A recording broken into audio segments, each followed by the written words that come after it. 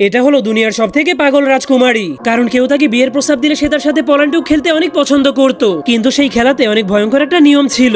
সেই খেলার নিয়মটা হলো, যদি রাজকুমারী সেই লুকিয়ে থাকা লোকটাকে খুঁজে বের করতে পারতো তাহলে তাকে গলা কেটে মৃত্যুদণ্ড দেওয়া হতো, আর যদি সে তাকে খুঁজে বের করতে না পারতো তাহলে তাকে বিয়ে করে নিত। কিন্তু সমস্যা হলো, সেই রাজকুমারী প্রতিবারই খেলাতে জিতে যেত, কারণ তার কাছে একটা জাদুময় আয়না ছিল।